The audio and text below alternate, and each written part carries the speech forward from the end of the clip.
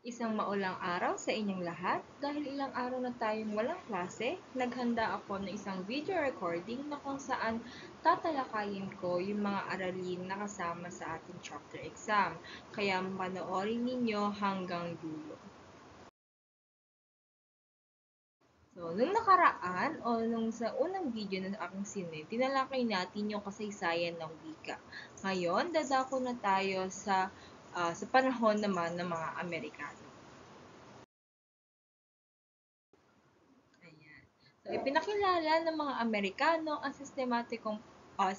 sistemang pampublikong edukasyon na kung saan Ingles ang ginamit na wikang panturo.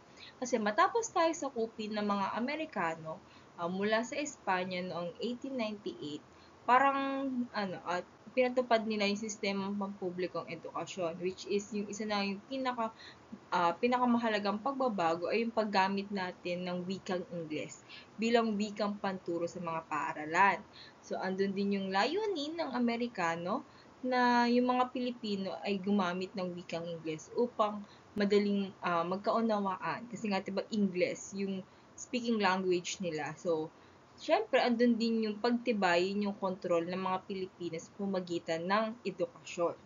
So, sinasabi din dyan na yung mga nagturo sa atin ay tinatawag na mga Thomasites. So, yung mga Thomasites ay grupo ng mga gurong Amerikano na ipinadala dito sa Pilipinas. So, sila yung nagturo ng wikang Ingles at nagpatupad ng mga sistematikong pampublikong edukasyon. So, pinangalanan silang Thomasites dahil sakay sila ng barkong na ang tawag ay Thomas o yung SSS Thomas nang dumating sila dito sa ating bansa. Ayan. So, 1936, Batas Commonwealth Bilang 134. So, itinatag ang surian ng wikang pambansa na nagtalaga sa Tagalog bilang batayan ng wikang pambansa. So, nilagdaan ito, kung matatandaan ninyo sa ating nakaraang talakayan, nilagdaan ito ni Pangulong Manuel L. Quezon noong 1936. Ito ay ang pundasyon ng pagkakaroon ng isang wikang pambansa na nagbubuklod sa atin bilang mga mamamayan. So, ngayon, dadako na tayo sa panahon ng Hapon, na kung saan tinawag na panahon ng muling pagsigla ng wikang pambansa.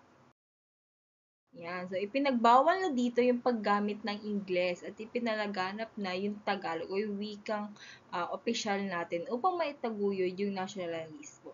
So, nung sinakop tayo ng mga Hapon dito sa ating bansa, nung ikalawang pandaigdig o yung World War II, pinagbawal nila yung paggamit ng wikang Ingles sa mga paaralan, sa mga panturo, hindi na sa paaralan, sa pamahalaan, pati na rin sa mga media. So, layunin nilang puksain yung impluensya ng mga Amerikano. So, pinalaganap naman nila yung mga kulturang Asyano sa ating bansa. Yan, lumaganap ang paggamit ng wikang Filipino sa panitikan, edukasyon, at radyo. Itinuturing ito bilang panahon ng muling pagsigla ng wikang pambansa. So, sa madaling salita, ginamit na natin sa mga radyo at edukasyon yung wikang Filipino natin o yung wikang katutubo natin. Ito yung ginamit natin upang maghatid tayo ng mga balita, propaganda at mga libangan. So, pinalaganap ang wika sa mas maraming Pilipino kahit na sa malalayong lugar dito sa ating bansa. Ayan. So, dadako na tayo ngayon sa panahon ng pagsasarili at kasalukuyan o hanggang sa kasalukuyan. Ayan, 1946. Dito na itinakda ang Tagalog at Ingles bilang mga opisyal na wika ng ating bansa. Kasi nga noong 1946, pagkatapos natin makuha yung kalayaan natin, Tagalog at Ingles ang itinakdang mga opisyal na wika ng ating bansa. So, ginamit yung Ingles sa edukasyon, sa batas, at sa kalakalan natin dito. So, yung Tagalog naman, ginamit naman natin o pinagpatuloy natin yung paggamit nito sa mga pampanitikang akda, yung mga ginagamit natin sa mga kwento, ganon, sa mga nobela. So, ginagamit din natin yung Tagalog yung wikang Tagalog natin sa mga komunikasyon na di formal, formal. So, ngayon, 1959. So, dito na tinawag ang wikang pambansa na Filipino. Kung matatandaan ninyo, nung nakaraang talakayan, si Jose E. Romero ang kagawaran ng edukasyon na tinawag ang wikang pambansa na Pilipino, na P. No? So, may layunin itong kilalanin yung wika bilang pag-aari ng lahat ng Pilipino, hindi lamang ng mga Tagalog. So, may pagkakakilanlan na tayo dito. So, pinagtibay ni Jose E. Romero na kung saan gamitin yung wikang pambansa na Pilipino na nakabatay pa rin sa dialekto natin na Tagalog. Ayan. So, dito, sa Ligang Batas 1987, so, pinalitan ito ng Filipino bilang wikang pambansa, isang wikang nakabatay pa rin sa Tagalog. So, kung matatandaan natin o mababalikan natin noong nakaraang talakayan, so, ayon sa Artikulo 14, Section 6 ng Saligang Batas ng 1987, so, pinalitan na yung Pilipino na P ng Filipino sa salitang o sa letrang hiram natin sa mga nanakop sa atin bilang wikang pambansa. So, yung Filipino ay nakabatay din naman ito sa Tagalog, ngunit bukas sa mga salita mula sa iba't ibang katutubong wika at banyagang wika. Kagaya na nga lang nung F, letrang hiram natin siya sa ibang bansang nanakop sa atin. Diyan na nagtatapos ang ating talakayan at sana may natutuhan kayo sa aking mga ipinaliwanag. So, maaari nyo nang sagutan yung mga pagsasanay sa LAS 7 at LAS 8 na tungkol dito sa aking pinaliwanag. So, para sa pagsasanay sa LAS 7, ito ay pinamagatang pagkilala sa sanhi at bunga.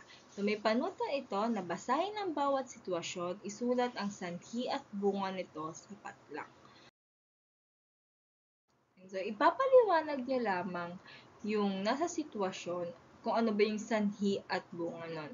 Halimbawa, sa una, yung sitwasyon nun, noong panahon ng Hapon, pinatigil ang paggamit ng Ingles sa mga paaralan.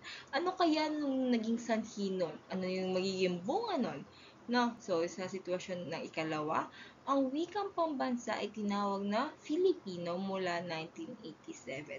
Ano naman yung magiging sanhi ng paggamit natin ng wikang pambansa na Filipino at ano naman yung magiging bunga nun ngayon? No, ganun lamang ang inyong gagawin. Ngayon, dako na tayo sa pagsasanay dalawa o sa pagsasanay sa LAS 8.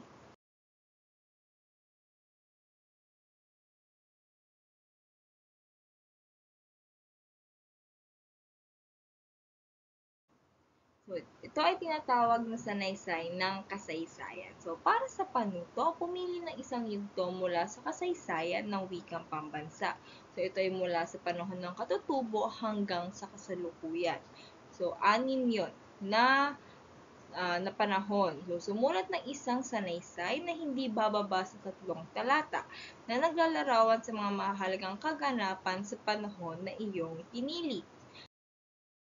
Para sa gabay na tanong sa pagsulat ng sa inyong sanaysay, so makikita ninyo sa inyong screen ang 4 na katanungan.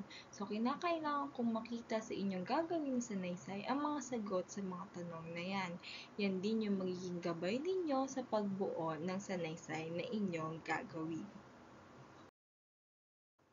So, andito rin yung pamantayan sa pagtatayo o yung pamantayan para sa paggawa ninyo ng sanaysay. Andyan yung nilalaman, dapat kumpleto at may kabuluhan yung gawa ninyo. Andyan din yung kaayusan ng mga ideya, dapat sunod-sunod o maayos sa pagkakasunod-sunod ng mga ideya. Andyan din yung gamit ng wika, yung gramatika, kung tama ba yung baybay, yung spelling, yung mga bantas, kung tama ba yung gamit nito. So, andyan din yung ugnayan ng kasalukuyang panahon. So, i-relate mo yung napili mong panahon sa kasalukuyang panahon, sa panahon natin ngayon. So, dapat makikita din yan sa inyong sanaysay na gagawin. Maraming salamat sa inyong pakikinig. God bless and stay safe po tayo. Paalam!